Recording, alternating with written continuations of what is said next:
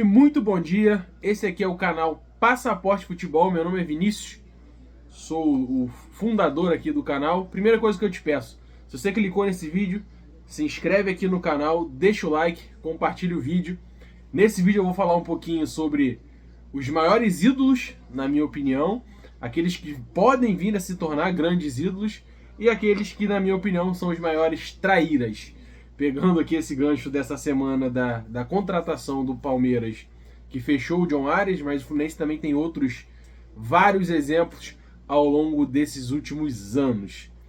Então, se inscreve no canal, deixa o like e vamos lá, vamos começar o vídeo. Bom, primeiro eu vou começar aqui pelos ídolos. Pra mim, eu acompanho o Fluminense desde 2003. O meu top 1 de ídolos ali é o Fred. Eu acho que o Fred é o grande ídolo de grande parte da torcida tricolor, da minha geração. O Fred que, além dos títulos, que ele foi importantíssimo, aquela queda pro rebaixamento, um cara que sempre se mostrou um tricolor dentro de campo, a gente se sentia representado pelo capitão Fred, um cara de grandes gols, um dos maiores artilheiros da história do Fluminense, um cara que disputou a Copa do Mundo sendo jogador do Fluminense. E todo o carisma dentro e fora de campo. O Fred é aquele cara que deixa saudade, aquele cara que marcou a minha infância, marcou a minha cultura de Maracanã. Era muito gostoso ir ao Maracanã assistir os gols do Fred, fazia aquela comemoração mandando coração. Então o Fred aí é o top 1 dos meus ídolos. Em segundo, o Cano que não tem nem comparação de tempo de clube com o Fred, mas é um cara que chegou avassalador ali em 22, campeão carioca, fazendo 40 gols, depois de 2023, a glória eterna e o Cano sendo aquele cara absurdamente extraterrestre, metendo gol em praticamente todos os jogos. Foi o rei da América jogando pelo Fluminense, além de ter sido também campeão carioca, fez o gol na final contra o Flamengo.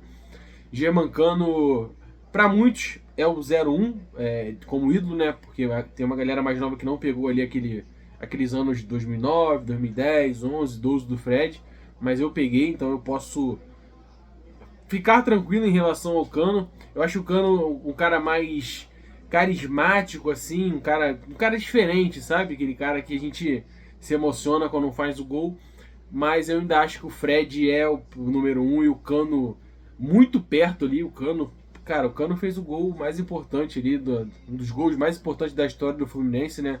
Um dos gols mais emocionantes também, aquele 1-1 contra o Inter. Eu acho que é marcante para qualquer torcedor tricolor. E o Germancano para mim é o número 2. O meu número 3, ele é um pouco diferente. Eu tenho o Muricy Ramalho como meu terceiro maior ídolo do Fluminense, da minha geração, do tempo que eu acompanho. O Muricy que pegou o Fluminense em 2010, assumindo ali depois do Cuca, né, aquela arrancada que salvou o Fluminense do rebaixamento. Mas o Muricy, cara, ele fez o Fluminense ser campeão brasileiro. O Fluminense foi campeão brasileiro aquele ano por causa do Muricy. Então, foi o meu segundo título ali, né? O primeiro brasileiro. O Fluminense tinha sido campeão da Copa do Brasil, mas o Fluminense não ganhava um brasileiro desde 84.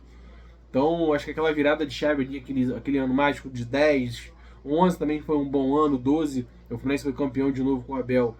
Mas me marcou muito aquela não ida do Muricy à seleção, que é o sonho de qualquer jogador, de qualquer treinador, e ele ficou no Fluminense.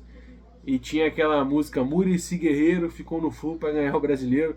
Então, não me abala aquela fofoca, né? Que ele falou que tinha rato nos vestiários. Isso não me incomoda nem um pouco. A situação do Fluminense naquela época era bem precária, a gente sabe. Eu fui várias vezes em treinos nas Laranjeiras e, cara, era gramado ruim, arquibancada ruim. Então, cara, eu tenho um carinho muito grande pelo Muricy. Tenho pelo Abel também, cara que foi campeão brasileiro em 12 com o Fluminense, um cara que foi campeão carioca em 22, tirando o Fluminense na fila ali de praticamente 10 anos também sem títulos, carioca, né? Então, eu tenho aí o Muricy e o Abel, tem esse carinho. Até na frente de jogadores como o Fábio, pra mim o Fábio é um grande ídolo também. Cara que vai encerrar a carreira no Fluminense, o que esse cara faz na idade que ele tem é absurdamente fantástico. E aí muita gente pode estar se perguntando, cara, cadê o Conca? Cadê o Thiago Neves? Cadê Cara, amava o Conca, mas eu acho que ele manchou um pouquinho a história dele, pelo menos pra mim, tá? Muita gente pode pensar o contrário. Ele vestiu a camisa do Flamengo, cara. Muita gente fala que ele não jogou, ele só comeu dinheiro, mas ele jogou no Flamengo, ele botou a camisa do Flamengo. Então, o Conca perde um pouquinho ali esse carinho que eu tenho por ele. Thiago Neves, mesma coisa. O Thiago Neves, quando chegou no Flamengo, disse, e eu já vi essa matéria, que ele chegou e agora ele estava em time grande. Então, fazia gol, fazia dancinha. Então, Thiago Neves também poderia ter se tornado um dos maiores da história depois aqueles 3 gols na final contra a LDU, mas para mim ele manchou a sua trajetória no Fluminense jogando no Flamengo e falando gracinha diversas vezes. Não tenho o Thiago Neves como ídolo. O Conca eu tenho como ídolo, mas um ídolo mais distante, mas gosto. John Kennedy, para mim o John Kennedy é um ídolo, ele é novo ainda, ele pode daqui uns anos jogar em outro clube e sair brigado do Fluminense, que for, e eu posso mudar de ideia, mas hoje eu tenho o John Kennedy como ídolo. Primeiro por ele ter feito o gol mais importante que eu já vi. Não foi o que eu mais me emocionei, mas foi o mais importante. É um cara que faz questão de estar no Fluminense. Ele poderia ter saído pro Shakhtar, preferiu ficar. Ele poderia ter ficado no México, ele preferiu ficar. Então eu acho que o John Kennedy tem tudo para se tornar aí, ficar no Fluminense ainda há muitos anos e se tornar um dos maiores da história. Martinelli, idem. Seria fantástico ver o Martinelli jogar a vida toda no Fluminense. Não falo isso só porque hoje ele está numa fase boa, mas eu sempre gostei do Martinelli. Um cara que sempre respeitou a instituição, respeitou a torcida. E vem de Xerém, né? Começou, tá no Fluminense a vida toda. Então eu gosto muito do Martinelli e tenho certeza que ele vai se tornar um dos maiores da história. Já rola que o Fluminense quer renovar até 2030. Para mim seria fantástico. Ele que sobe ali praticamente em 21, né? Se eu não me engano, seria quase 10 anos de profissional. Então torço muito para que o Martinelli fique no Fluminense por muitos anos e se torne aí, com certeza, um dos jogadores com mais jogos na história, com mais títulos. A tendência é essa. Eu acho que eu não esqueci de ninguém aqui da barra dos ídolos. Jogadores marcantes nos grandes títulos. Arias, deixei o Arias aqui por último. O Arias, pra mim, era um grande ídolo. Porque eu acho que essa situação que aconteceu essa semana dessa ida dele pro Palmeiras, como foi, o que foi falado, eu acho que mancha a sua história. Entendo quem acha que ele continua sendo ídolo, mas pra mim ele perdeu esse status também. E eu acabei de falar que o John Kennedy fez um gol mais importante, mas o gol que eu mais me emocionei foi o gol de pênalti do Arias contra a LDU. Porque eu estava no Maracanã em 2008, 2009 e tinha aquele filme ali de LDU, de Maracanã, de derrota. Então, uma pena, porque o Arias também poderia estar no hall ali de ídolos absolutos da história do Fluminense. Entendo quem continua achando ele um ídolo, mas pra mim ele não é mais. Acho que é isso. Para o vídeo não ficar muito longo, agora vamos pular para a parte dos traíras. Vamos lá. Bom, vou pegar os mais recentes aqui, né? Hoje eu estava até assistindo um vídeo do Ilan, ele falou do Edinho, que jogou no Flamengo. Cara, mas eu não vivi essa época, então eu vou falar do que eu vi pra cá.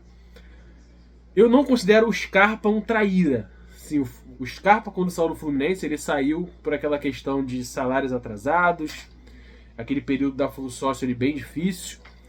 Eu acho que ele poderia ter saído de uma maneira melhor. Não como ele saiu, abandonando o clube, processando o clube escondido, né, praticamente.